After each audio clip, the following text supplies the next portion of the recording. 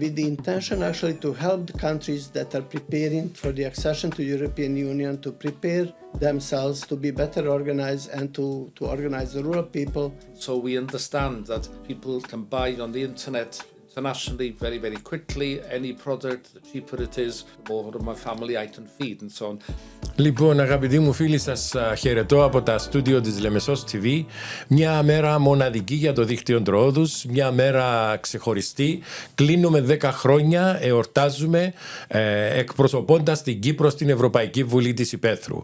Το όνομα μου είναι Παναγιώτης Παπαδόπουλος για όσους δεν με γνωρίζουν και είμαι ο National Champion της Κύπρου στην Ευρωπαϊκή Βουλή της Ηπέθρου. Ένας θεσμός για τον οποίο θα αφιερώσουμε τον επόμενο χρόνο. Έχω μαζί μου δύο ξεχωριστούς ανθρώπους. Η Ευρωπαϊκή Βουλή της Ηπέθρου ήταν ένας συνδυασμός, μια συνεργασία 3 μεγάλων οργανισμών που αποφάσισαν να δώσουν την καθαρή, ελεύθερη φωνή του αγρότη της Ευρώπης. Έτσι λοιπόν έχω μαζί μου εκ μέρους του ΕΡΚΑ, του οργανισμού που εκπροσωπεί ο κύριος Tom Jones, ο πρόεδρος του ΕΡΚΑ. Έχω μαζί μου τον Μίο Τρακ Ματαβούλη, ο Secretary General του Prepare, του δεύτερου οργανισμού. Δυστυχώς ο τρίτος πρόεδρος του ΕΛΑΡΤ δεν κατάφερε να είναι μαζί μας σήμερα λόγω άλλων ηλυμένων υποχρεώσεων. Όμως θα έχουμε ένα μήνυμά του στην αυριανή μας εκδήλωση στις Πλάτρες. Λοιπόν, να μπούμε σιγά σιγά στις περισσότερες λεπτομέρειες. Η εκδήλωση που εορτασμός γίνεται στις Πλάτρες στο Πολιτιστικό Κέντρο αύριο 13 του Δεκέμβρη στις 12 η ώρα με την παρουσία του Γενικού Διευθυντή του Υπουργείου Γεωργίας, Περιβάλλοντος και Αγροτικής Ανάπτυξης, αλλά και με την παρουσία των κοινοταρχών, των ιδιοκτητών των μικρών εταιριών, όλων αυτών των ανθρώπων της Ηπέθρου που έχουμε δουλέψει τα τελευταία χρόνια μαζί και έχουμε φέρει μοναδικά αποτελέσματα. Η φετινή χρονιά για το δίκτυο Τροόδους ήταν ξεχωριστή. Πέρα από τους εορτασμούς για τα 10χρονα, είχαμε παράλληλα έναν από τα προγράμματά μας, το οποίο ήταν στην Κυπερούνταν, να φτάσει στους τελικούς του ARIA Awards, για πρώτη φορά η Κύπρος με ένα πρόγραμμα από τα δικά μας. Επίσης η μεθοδολογία που χρησιμοποιήσαμε για την ανάπτυξη των δρόμων του Μεγιού ήταν η μεθοδολογία που η Ευρωπαϊκή Ένωση τώρα έχει συμπεριλάβει στις 10 καλύτερες και θα την εκδώσει. Έτσι λοιπόν, κατά την κυπριακή διάλεκτο τρίτος εν το κακόν, το καλά όμως στην περίπτωση τη δική μας, και έχουμε τώρα μαζί μας τους φίλους με τους οποίους θα μιλήσουμε το τι είναι Ευρωπαϊκή Βουλή της Ηπέθρου, ποιος ο στόχος της, ποιο είναι το όραμα της και πώς η Κύπρος μπήκε μέσα σε αυτή την οικογένεια. I will introduce you, my friends, starting from Mr. Tom Jones. He is the president of ERCA, and we have Miodrag Matavouli, which is the Secretary General of Prepare. Welcome you both in Cyprus, welcome you both in Limassol and Limassol TV, and of course welcome you in Platres for the event tomorrow. Thank you. Thank you. It will be good as you are the people that you start all this initiative. Your organizations, it was the co-founders of European Rural Parliament. It will be good to hear from both of you which was the idea behind it, what it was the vision behind it, and make this movement in Europe. Well, if I can start, then the 3 key words is European, is rural, and is Parliament. And every parliament, wherever it is a gathering of people who want to express their concerns, bring suggestions, and I think learn to listen to other people so that they broaden their understanding of how decisions are made and how and who will make those decisions. So the original idea, I would imagine, would have been that rural areas don't have the voice that is required to make change. There has always been this imbalance between urban and rural in terms of funding, in terms of leadership, decisions are made in capital cities all over the world.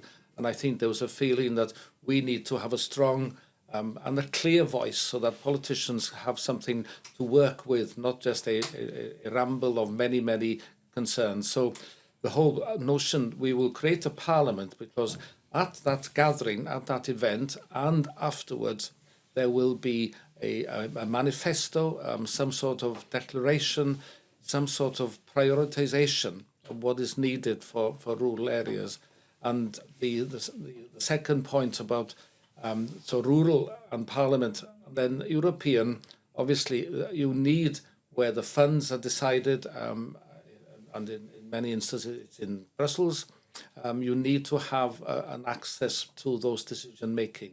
So the whole notion of a family of national rural parliaments working together with the umbrella body of the European Rural Parliament. And it's been my privilege working with Mickey and others to actually help facilitate it. It's a voluntary effort that we have. It's over and above our normal work and responsibilities. Before we move to Mickey, I would like to just for our people which doesn't know what does mean ERCA, it would be good to explain him that what is your organization, which it was one of the co-founders.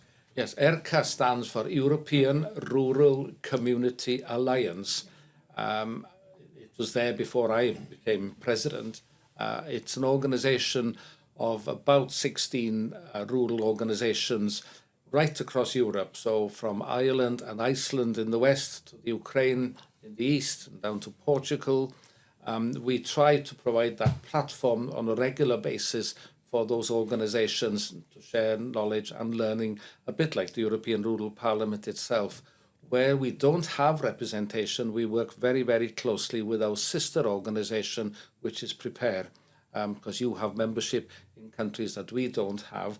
And if we work together, we can provide a very strong and a very clear voice for rural areas. So that's what ERCA stands for.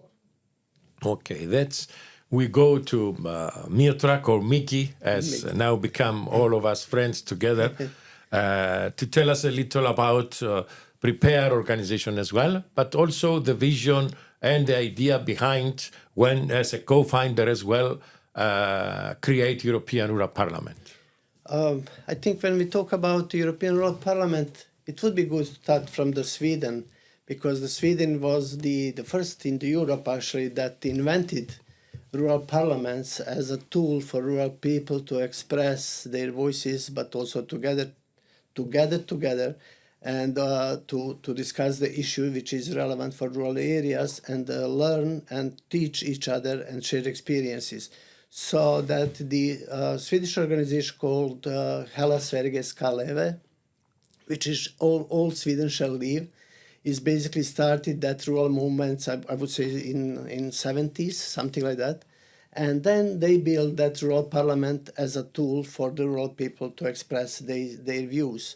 Then that rural parliament as a methodology were shared among other European countries. So recently I was actually reading one report from 1999 when Prepare was working in Estonia and Finland, starting the rural movements there. So basically that was somehow spreading the voice and spreading the tools across the Europe that can help rural people to organize themselves better, to articulate their needs, and to influence in the policy that Tom was talking about.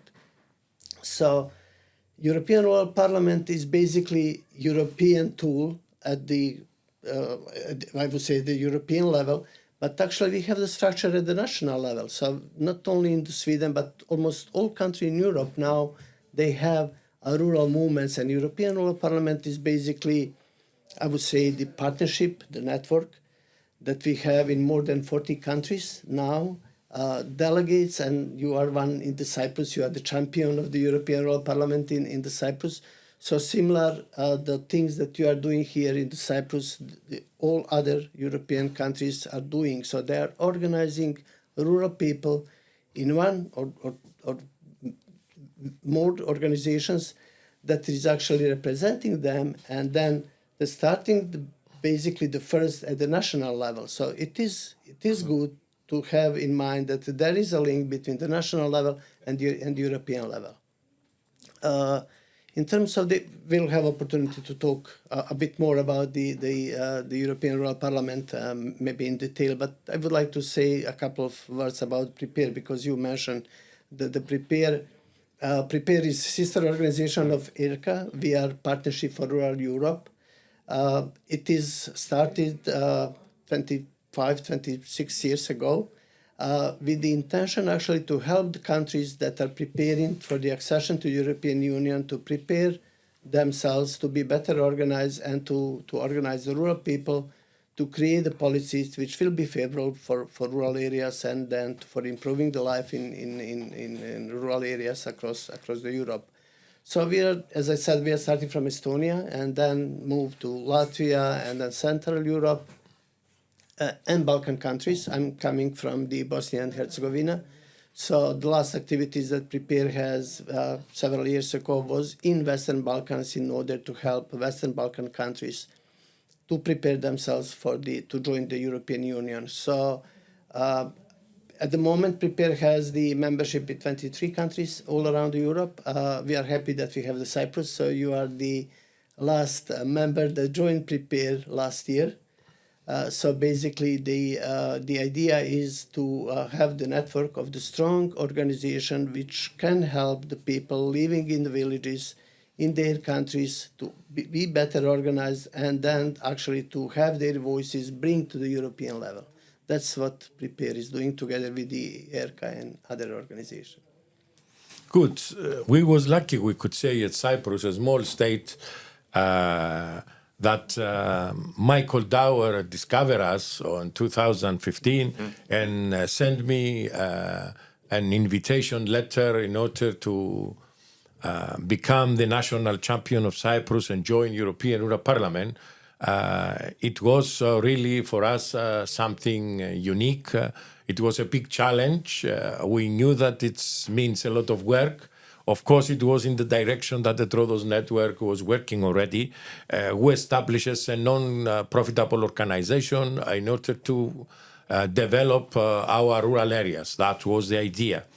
And tomorrow you will have the chance to see in Platres the big team. We start together when I was 40 and they was 30, the youngsters for which they retire from the youth centers, and they was ready to help. And of course, we understand after we visit many countries with a Grundvik project on those time, and we realize that we have so much rich and authentic product in Troodos, and we don't package it nicely, we don't promote it nicely, we don't marketing nicely. That's why we don't sell it. So that it was the idea. We have to find the ways this authentic product to go out. And that's why our name is Troodos Network, because we start from Troodos region. But when we meet Michael Dower and she discovered us, it was, say, a prerequisite that we have to cover the whole island. So as we didn't have any other organization working in the similar mind in different part of the island, then we decided to extend. And I could say that after 10 years, it was the right decision. We start in Troodos, we start in Platres, which is my home place as well. And on the same time, it's happened to become a president of the Community Council of Platres. That's why one of the first projects as a national champion, it was the investment project of Platres. Thanks God we make it, and now Platres it is in another level. And together with that, it was the lavender of Platres, the British lavender, which it was a part of our history. So we start with this one, and after when we have the first, say, gathering of European Rural Parliament in Cyprus, which happened July of 2015 in the Parliament House in Nicosia, with the presence of Michael Dower and the Ministry of Agriculture, Mr. Kouyalis on those time, and the President of the Parliament, Mr. Omiru.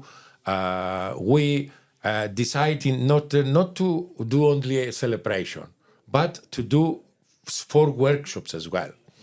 And that's what we did with the cooperation of 4 different governmental departments, which they helped me for 4 directions: tourism, environment, cultural heritage, and entrepreneurship. So what we ask from the people they came there, either youngsters or community leaders, that we know your problems. We come from the rural area as well. Don't say again your problems. Try to tell us where you are strong. We want these strong points to develop. And it was from there that we collect a list, and we are working the last 10 years based on that list. You can imagine that we start with the honey villages when we discover that a lot of young people in 9 villages, they do great jobs in honey, and they was needing this uniqueness to bring it out. So we work together with, of course, the Larnaca Tourist Board and with the Ministry of Tourism and the Department of Bee in agriculture, and we developed the honey routes. Now, honey routes is become a part of the national tourist product and promoted by our government. There is always every year a part of amount of money to complete this action plan we built on 2018 after, of course, a bottom-up approach. So you can see that this beginning, it was great, and after we match on that an Interreg Med project, so we develop it furthermore. And then another program, it comes, and slowly, the whole region now become a tourist region as well, and a lot of opportunities in experience tourism, young, small young entrepreneurs, they develop and give the opportunity for people to stay in their village and to have the financial means to survive. That it was the real, initiative from us. So I would like to hear from your experience that for sure you was much more years before us into this game and drying and helping your areas. What is your opinion after all that? I think what you've described is the methodology based on some organization. You mentioned the late, great Michael Dower. He had a vision, but he was also extremely efficient in saying there is no point coming to a gathering with lots of ideas and then nobody taking any responsibility for them afterwards. And in my own experience, going back many, many years ago in Wales, we had what was called the Jigsaw program, pieces of jigsaw, where we learned very quickly that if you want to try and build community strength, don't throw everything from the outside into the community. Find a simple first project which people can do. And in our case, we had this project based on water in the community. So we were looking at the history of water, the teaching in schools of where water comes from, how you save water. There would be horse troughs in the middle of the village, that would have become redundant. So we were getting the village to sort of use those square concrete troughs. There would be a water pump somewhere in the village which had become out of use. So getting something that the community could say, let's raise some money, let's do something. And what happens then, of course, is they say, we want to do more. That was a great little project. Can we do more? And that's where having some help from outside, some money, some advice from a network outside is so important. But that was, and then the other thing we did, which I thought was very useful, was we did what we called village appraisals. So we prepared, with the help of a university, a questionnaire to send to all the houses in the village, asking them to identify what their priorities were. If they wanted more housing, where did they think it could be in the village? If they wanted more recreation, etc., etc. So they mapped out what they would like to see in their village and in a small town over the next 10 years.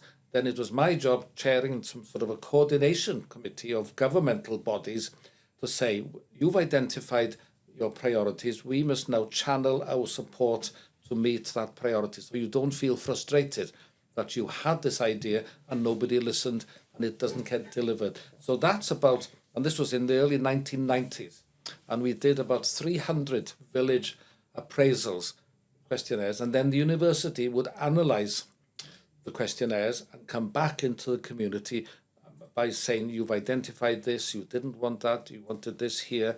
And that gave some sort of credibility to governmental decision makers to know there is community support for that project. And I think that's been the leader movement, the community-led local development, all these ideas have, in parallel in different countries, have evolved based on local need and local patterns of working.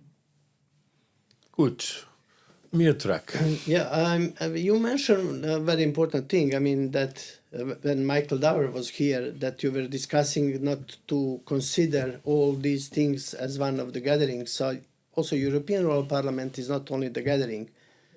Although we have the one main event, which is organized usually every 2 years, and then we just had in October, European Rural Parliament gathering in Scotland in a nice place called Inverurie. But the whole idea is basically to have the process running all the time. So between these 2 years events, it is very, very important actually to work with the members and to ensure that continuity of the work at the European level, but at the same time at the national level. So what basically you do at the national level is just what you described. What Tom was talking about is different projects that can help rural people to improve their whatever economic activity or tourism activity. The working with the youth, with the women in rural areas.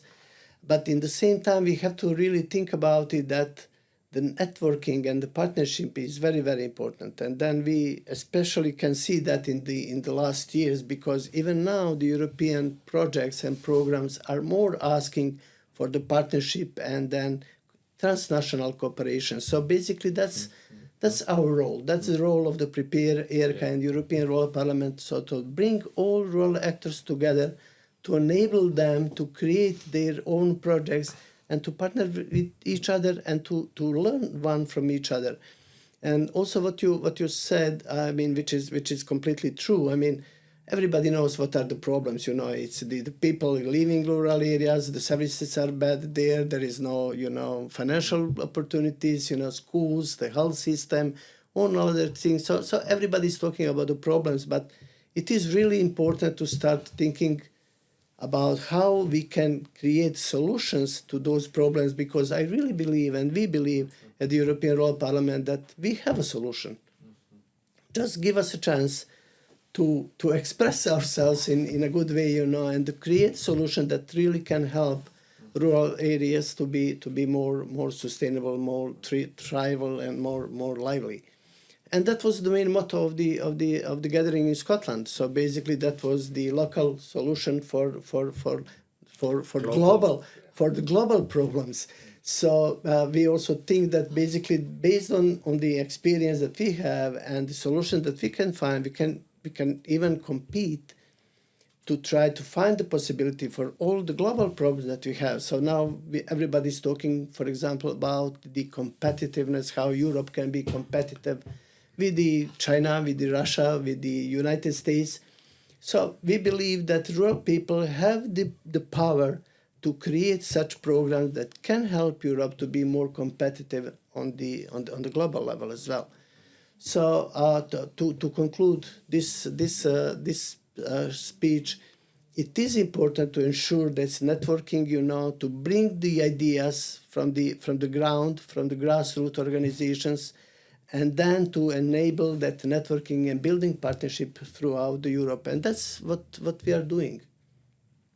I could say that similar way we use in honey roots, and it was, the help of the Academy for Governmental Officers, which they support me with a new, for me, I was just learned about this structured democratic dialogue, which is a new bottom-up approach, and we applied And the question we start, it was what it needs for these honey villages to develop and to be in the tourist map. So according to that, we create this action plan with the support of the local people and with the knowledge and the know-how of the local people, plus the governmental department which was responsible about that. And it works. And this network, this team, the core team that we built, it works a lot, and it works up to now, and it's, year by year we see that there is more development. So it's for sure need, first of all, the bottom-up approach and to hear the voice of these people. And the second is to bring everybody together in order to find solutions for them and to start, as Tom well say from my experience as well, with small steps and to see results. That we all, and myself also living in the countryside when it was elections, we have a lot of people passing by, say a lot, promise a lot, they never come back. So I was always trying not to be one of them as well.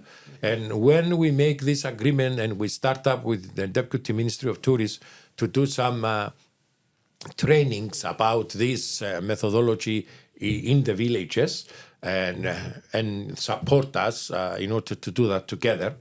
So what we did always, we finish with something which they can have in their hands. For example, maybe it was a soap workshop at the end. We use it as a networking, but bring them together. But from the other side, we would like to do some things they didn't believe they can do it. So when we talk for honey, we talk that, first of all, we try to make them to understand how unique it is, our honey, because of our vegetation, because of our flora and the climate we have in Cyprus.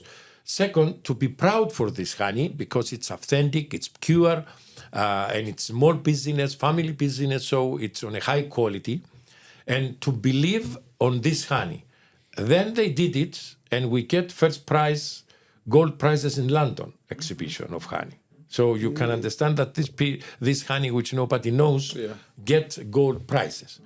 After that, what we did else, we try to make them to open their horizon, to see what's going on abroad. But also from the other side, to learn what is honey and where it's therapeutics and where we can use it according to that. So the honey can become cosmetics. The honey can become different things. But also, we try to open their minds that honey, it's not only to eat and it's not only to use it as a product. It's all the other bee products, hives products. So we can use all of them. And we start using the wax, we start using the other ones. And then the other step, it was not only what the hives have. If you are painting, you can paint bees, you can paint environment with bees. If you are knitting, you can knit on a color of bees, the orange with the black. So we give, a role to all the family, to all the people in the village. And when we make the first festival, and in one day there was coming 3,000 people and they left 100,000 euros in the local community for food, for buying product and so on, then they understood that what everything we say was right. And when they have a shower the next morning with their own soap, which they didn't believe they can do it, then they believe on us. That's talking about what exactly you said. These more steps which make them to come closer and to need more and to understand that we can together make more. Of course, we couldn't do it ourselves if they didn't came in close to us. And what this structured democratic dialogue, it's a uniqueness that it say that everyone in his work, he's specialist. So it's good to hear all these kind of specialists. Doesn't matter if you have second school degree or university degree or doctorate or private or primary school degree. He's professional on his work. So from this, he gets so much experience, which is important to hear it. And also through this democratic dialogue, what everything you have in your mind, because you see what the other says, during this procedure, you change your mind and you understand that this is better than the others. And this is the only way to escape from what we have. So these points are works, and it will be good to see what your organizations did in these bottom-up approaches. I mean, the example you are doing great job in Cyprus. That's congratulations on that. But I mean, the idea is basically to use the similar examples from different countries. So what you are doing here, there are many other organizations that doing their work in rural areas across the Europe. So I mean, that's huge amount of the knowledge, huge amount of the experience that we have around the Europe. So that's the tricky thing is how to gather that, how to be able to catch up all of those things and to share with others. So that's why it is important to have the one organization. That's the principle that Prepare is following, is basically to have the one organization in one country which really can represent rural people and can gather the other smaller organization. And it is great that in the Cyprus you are developing in that way, that you would like to cover the all, as you said, you would like to cover the whole island, to work in the whole island. So, and then if you have the one organization that is basically are capable of the being a transfer of the knowledge and transfer of the experience, and then if you have the European Rural Parliament at European level, which is gathering those umbrella organizations, so that's the process how you simply can take grassroots solutions and grassroots good examples to the European level, and then bring it back again to different countries. And then in that process, it is a process of networking, it is a process of learning, and then sharing the experiences, sharing good knowledge. But in the same time, we are finding what is wrong in terms of the policy and how we would like to shape those policies in order to improve what we are doing in the field. Mm-hmm. So you just mentioned example of your honey routes and then all scope of different activities that you did with the honey producers. I remember that we in Bosnia and Herzegovina we had one of the projects working with the honey producers, and then that Rural Development Network actually was working with them in order to help them to connect them with the fruit producers, because they have the problem. You go with the fruit producers, sprinkling the pesticides and all those things, and if it is not regulated, it is not advanced and published enough, I mean, the bees will die. So that's one of the initiative, and then we made a protocol how it should be done, the technical solution, how that can be done, and then we imposed that to the government, and government accepted that as the official policy paper.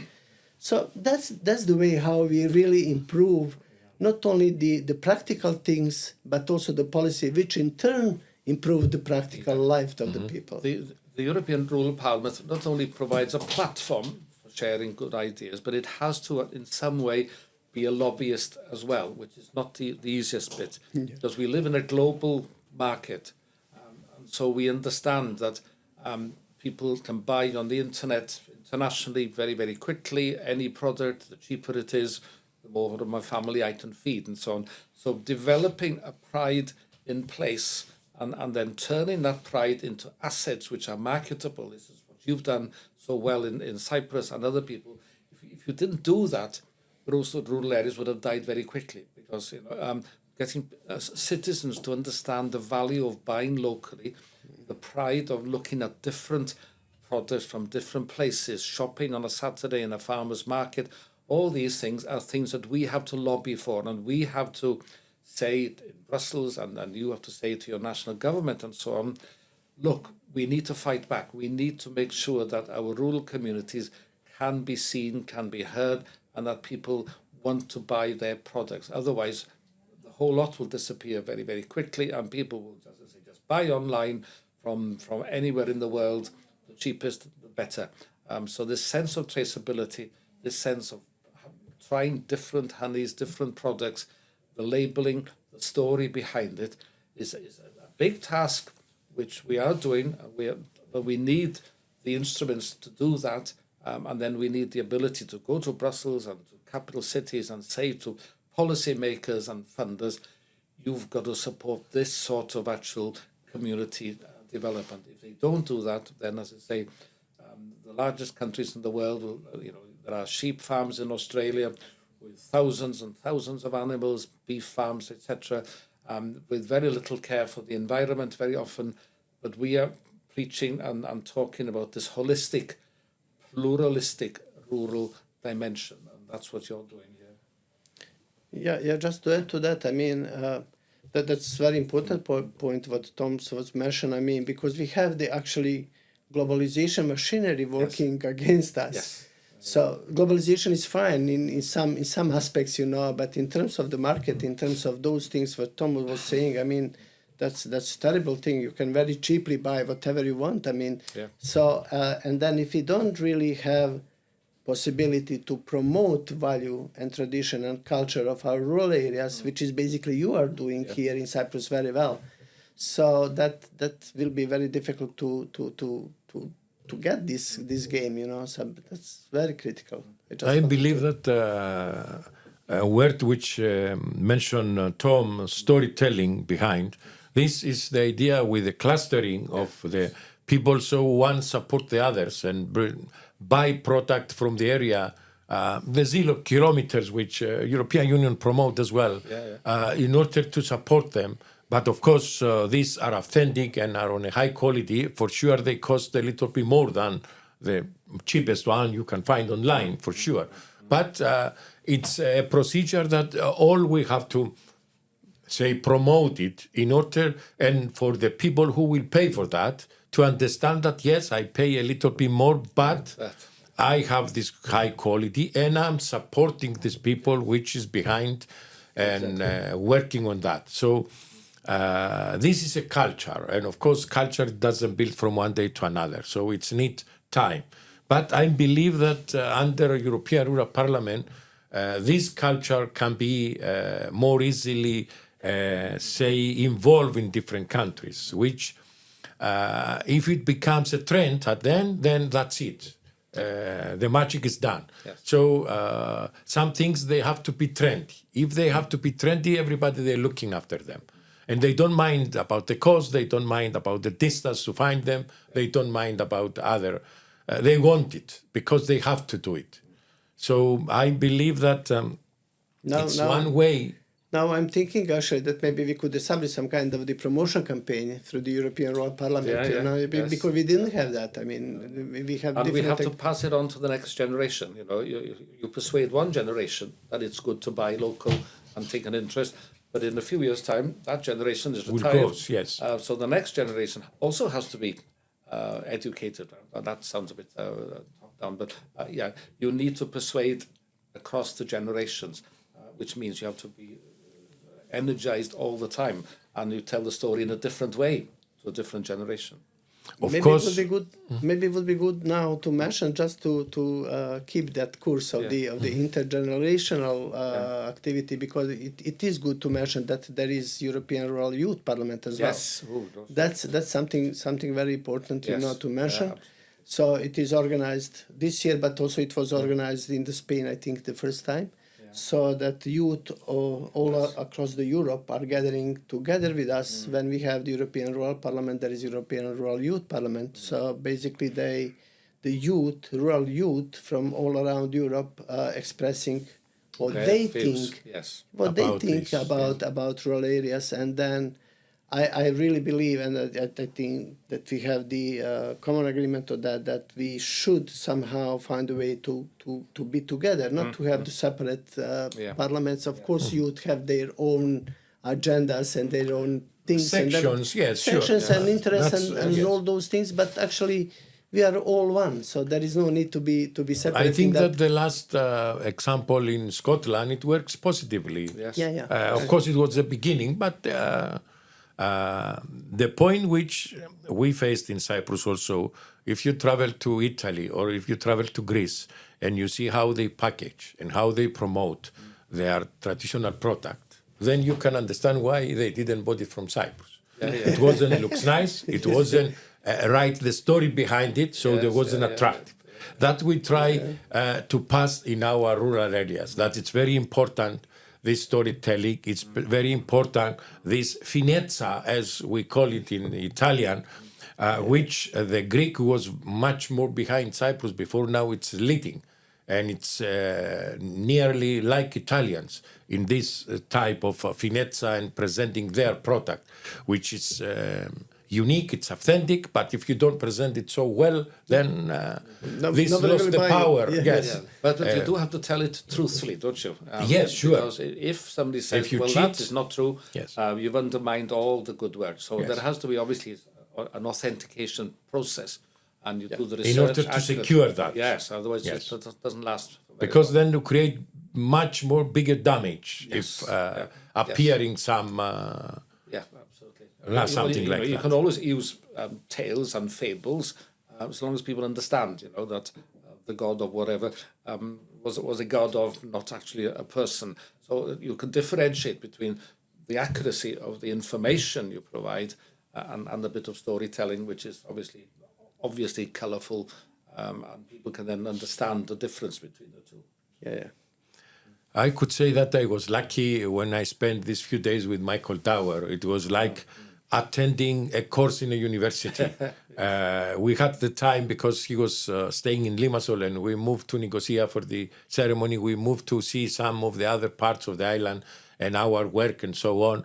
And we have the time to talk together Yes. and to exchange ideas and to hear his advices, which it was really very helpful. And I was surprised that even he was old enough on 2015 when he came to Cyprus, and he arrived late in Paphos airport, something around 9 in the evening, and I took him to his hotel, and I was thinking to ask if he wants to go for dinner because it was late. So I said to him nicely, do you like to go together to have something to eat? He said, why? We are going to sleep by now. It's still afternoon. So we went together, we had dinner, we had our wines, and we returned back at 1:30 in the morning. And he was traveling the whole day, come from Manchester to... Yes. So you can see such these people which, even their age, the powerful which they have, and all this, of course, experiences and knowledge as well. We need to value inspiring people. Yes. In every community there is somebody, isn't there? Sometimes didn't know that they were inspiring, but they are inspiring, and those people need help and support. And Michael Dower was certainly somebody who inspired. And also, from our experience now, the good practice which was promoted, then this it works, inspiring the rest in order to go on and to looking for something similar, looking for something that it's the good part of jealous, we could say, of the other community that they did this, we didn't do it. Why?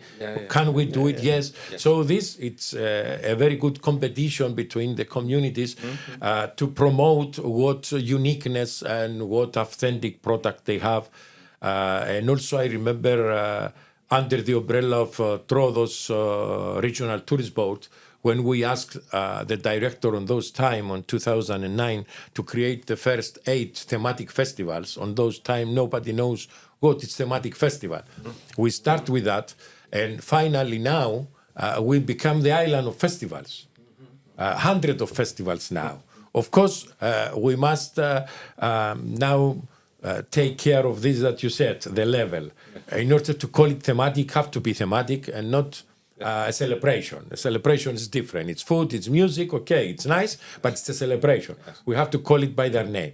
But now thematic festivals, they attract a lot of people in the countryside. They sell a lot of product from the producers, which it's increase the income to the producers, which it's give the opportunity to the people to buy authentic and very high quality, so he can understand now the difference from the supermarket and this which was bought from the producers. Yeah, that's the way how to do it. I mean, in terms of because you talk about the Michael Dower and then energy, he really had enormous energy. And remember that when the time he was coming to the Western Balkans, so that was the I would say early 20s or something like that, or middle 20s, 20, 27, 28 or something like that. So it was not any kind of the movement in rural areas in Balkan countries. So basically at that time we really need the people that can help us in organizing ourselves. That's also happened to you in Cyprus. So that's, you can see the parallel, things happening in different countries.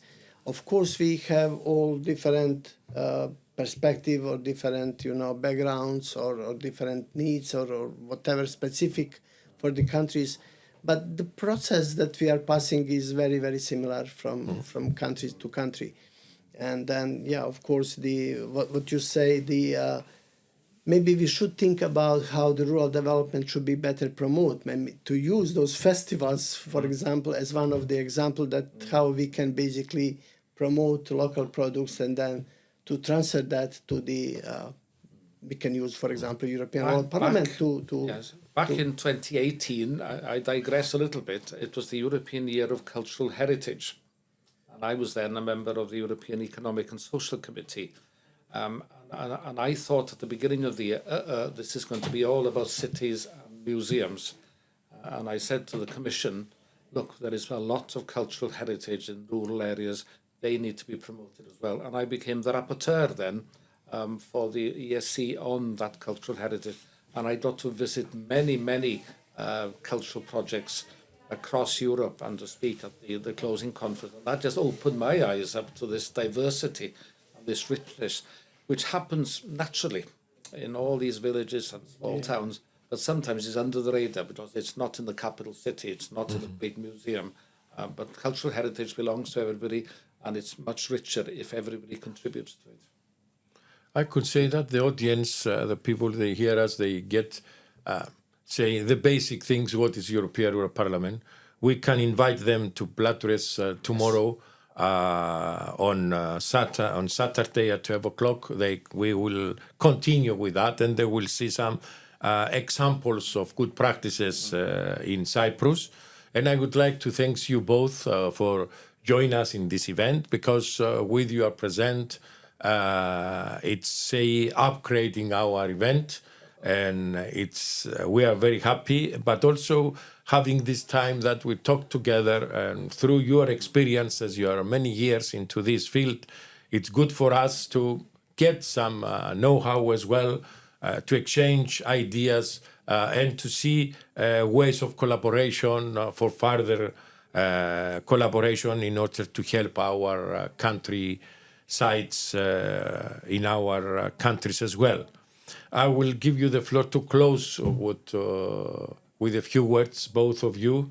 Well, for me, it's a privilege to be here in Cyprus, and I look forward very much tomorrow to see what you are laying on for us, and I can only congratulate you for all the work you've done in recent years, as you say, inspired by people like Michael Dower, who was very passionate about the Mediterranean and the Balkan countries, because he could see there were disadvantages, there were imbalances within the European Union between the East and the West, and he was very keen on helping those disadvantaged areas. So, yes, I look forward to it very much indeed. Thank you again for inviting us here. We are really grateful that we have you, Trados Network, as a member of the Prepare. That's very important, actually, to keep this momentum. And then also I would like to invite all the people that are listening or watching us to look what you are doing here in the Cyprus, but also to look to the European Rural Parliament, what we are doing, and then to join us in this campaign, in this rural movement, and help actually in our work to improve the rural areas. So, yeah. Nice I will thank you both. I could say that for Trados Network, this was a unique year. It was the year that we managed to become a partners of a European organization like Prepare, which was looking forward to that. We was happy that last week was in ARIA Awards in Brussels, and the first project from Cyprus and the only one which comes from Kyberunda, from one of our projects, being at the finals. Our methodology was selected from Rural Park to be at the 10 best of Europe. So really this year it's a tremendous year, and we will close this year with these celebrations in the memory of Michael Dower and reading his books. Thank you. Thank you. Thank you. Ξέρω ότι ήρθα για ψώνια, αλλά κάτι μου λέει ότι θα φύγω με έναν εξοφλημένο λογαριασμό. Εσύ ήσουν πάντα εδώ και δεν σε είχα προσέξει.